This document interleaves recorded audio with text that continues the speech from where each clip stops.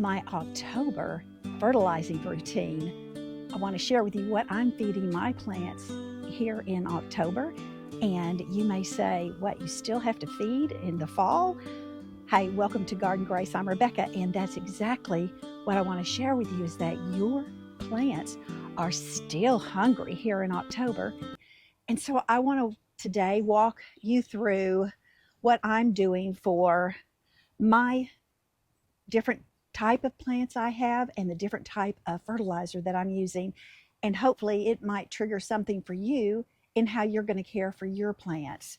And first thing I want to show you is, let's get this somewhere where you can see it better. This is my October fertilizer calendar, and it's showing the banana fertilizer, my yeast fertilizer, the plant tone, and for what I'm going to use it for and when I'm going to use it, just to help me stay on top of some of these tasks that I want to make sure I don't forget in my garden. And just to show you just the beauty of the garden right now, even though I've had to add some added protection when the sun gets too hot in the afternoon. But I just want to show y'all. Look at how gorgeous the herbs are, the basil and the parsley and my chives. And then over there, you know, I've got the red leaf lettuce. Again, I've got things I've got to harvest. I just told my next door neighbor, okay, we've got to do some. And y'all, something else that I'm really excited about is my Gosha de Oro peppers are still going. And look at that one. How gorgeous is that? And honestly, in containers, when the nutrients get depleted faster, this is when you need to make sure you stay on top of it. And another reason that it is going to be so good to fertilize here in October is to help prepare the roots of your plants for the colder temps, get their kind of like getting their immune system built up, because when you do that, then they're going to be able to deal with that fluctuating temperature so much better. And I was going to come around here and see if I could see, where did my little, oh, hang on. There. I love tree frogs. I think they're the cutest things. And you just go keep eating. All right. Now I'm going to also finish getting my fertilizers ready for the time that I'm doing now. And then I will also show you how I do make my yeast fertilizer, because I think I've been telling you I was going to be doing that for a while now. And I'll actually show you because it's super simple. Here we are in Garden Grace Kitchen, and this is where I'm going to show you about the yeast fertilizer that I've been using this season to help with the lush green growth of the plants. And as you saw in my in the calendar, it showed when I'm going to be doing that. And you know, y'all, do you ever, if you watch a video and somebody says, now this is what you need to do for XYZ, and I'm like, okay, fine, I don't need to know the why behind it. However, I thought, okay, let me just share with you a little bit of the why behind this yeast fertilizer. So what I did last night is I got a quart of warm water.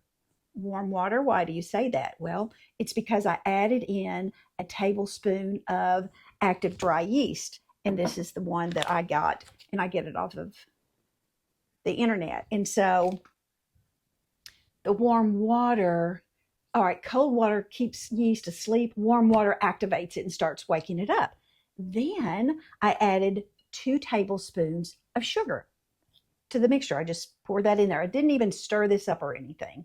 And what does the sugar do? It feeds that yeast. And so in this, I don't close this, cover it completely, because I don't want it to like grow and grow and grow and then explode. So I just put my little lid on like this, and I stuck it up in the cabinet. So it's been a little over 12 hours that I like for this to be working. And what's really cool about it, that was the thing, the that's like it's a fermentation process, and the beneficial compounds in this now are B vitamins, enzymes, and amino acids, and that's just going to help stimulate the soil's microbe life to the fullest. And so I love that. And so now I'm going to be adding in this is wood ash.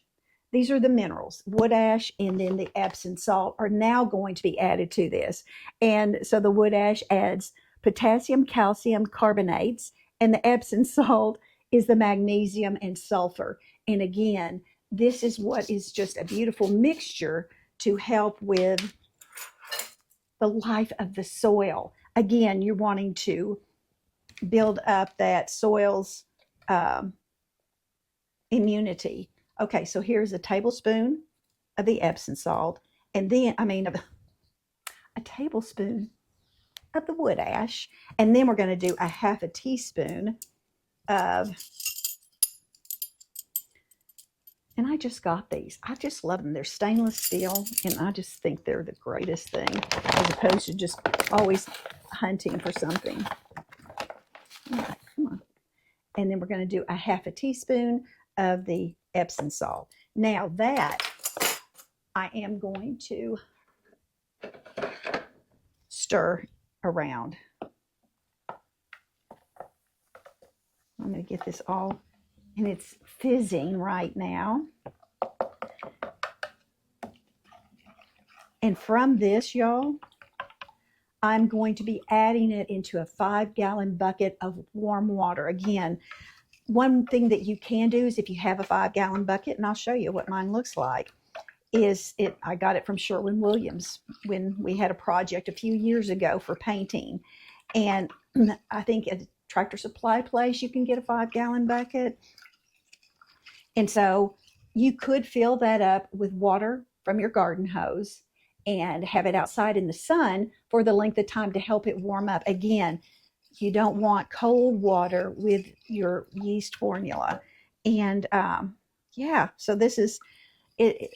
It's so simple. And so this is what else it says.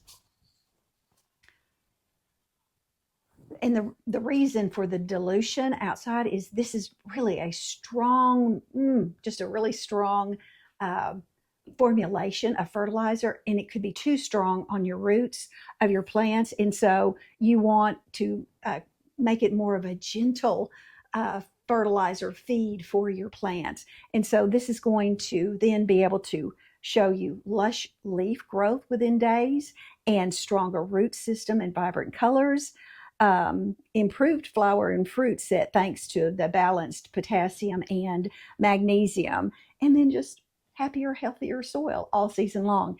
And that's why I like to do it, because when I first did it and noticed just how more lush my plants were to get started in the spring, I thought, oh, this is awesome. Man, let's just keep doing this. All right, so what I'm going to show you is we're going to go outside, and I'm going to put this in the big bucket. Okay, let's now add in our mixture. And we're going to stir that up.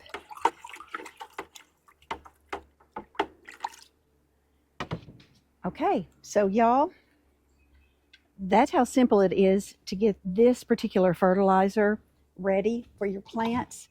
And again, I'm going to add in a cup of the solution for my leafy greens, my lettuces, my chard, and my herbs, and then also on my broccoli plants. And I haven't been showing you my tomato tops that haven't been doing so well. I'm going to add this and see how it's going to help them as well. All right, let's give it a quick stir, and then we're just going to put this around the plants. I don't know if y'all have struggled with bugs even now, but I have. And each one of my broccoli plants had all these white fly eggs, or I think that's what it is. And I had to get my neem oil and spray on there. I kept thinking, when are bugs going to die? When are they going to be done for the season? Yeah, see, I'm seeing them flying, even though I've sprayed it real well. This is a several day event that I guess you have to do with these. And I think, oh gosh, you try so hard to help your plants, and the bugs just keep coming back. If you found something that's not chemical that works well for white flies on your plants, I would love to know, because I think that would really help me. Okay, now let's move over there and let's hit the all my leafy greens.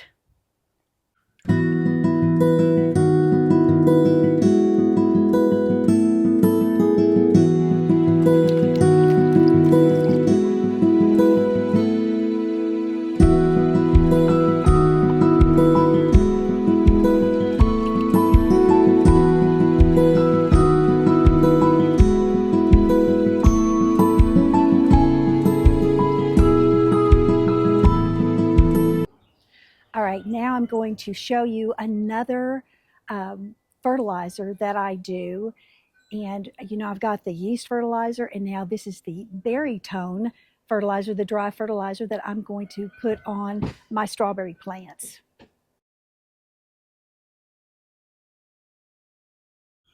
So today my strawberries are going to get a little treat.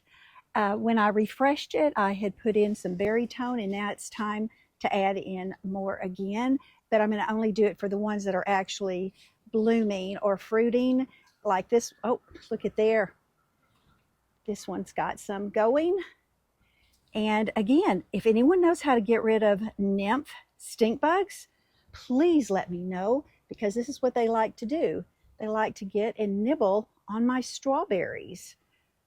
See, these two right here have been nibbled on. Oh.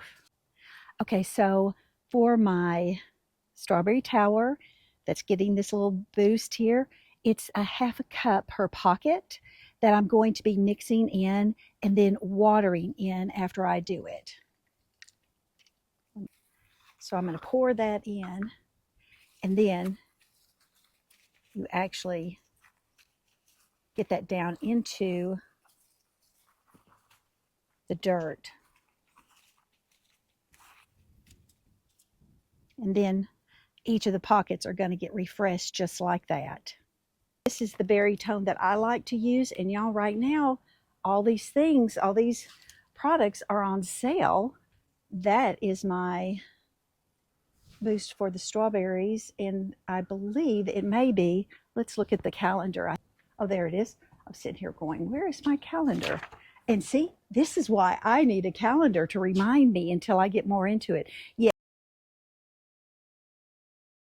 this is the only time I'm going to be doing it. The other fertilizer that I'm going to be doing, y'all, is my banana fertilizer, and that's going to be for the like for my peppers that are still putting off fruit. That's the fruiting and blooming plants. And then I'm going to also do it for my pansies, because I did, when I refreshed all of the towers, I added in like the plant tone, which is that long lasting all-purpose fertilizer. And now it's time for the specific fertilizers to help with the blooming, with the leaf growth, with the fruiting. All of that is to help each of the plants.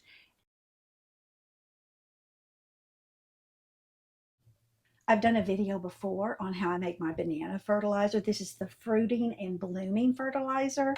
And so I put a cup of warm water in my Vitamix and one banana peel, and I blended that up. And then to that, I added a tablespoon of the wood ash and a tablespoon of the Epsom salt and blended that up. And now I'm going to put it in my 1 gallon container.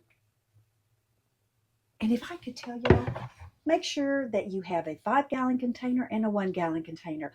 I can't get over how many times I've used it for how many different reasons I've used it. So now what I'm going to do is add in warm water to this and fill it up to the gallon mark. And this is what's going to go on pansies and my peppers. Yeah, for the fruiting and the blooming. Okay, I've got my bucket filled up, and now I'm, depending on the size, like if the tomato plants were blooming, I would do 2 cups around them in the pansy tower. And for also my Gosha de Oro pepper that's still going, I'm just going to do a cup in each of those pockets. And then it's always good to have this gently watered in. You don't want to just flood it with a bunch of water that then it's just going to wash it away, but you do want to make sure that the soil is good and moist.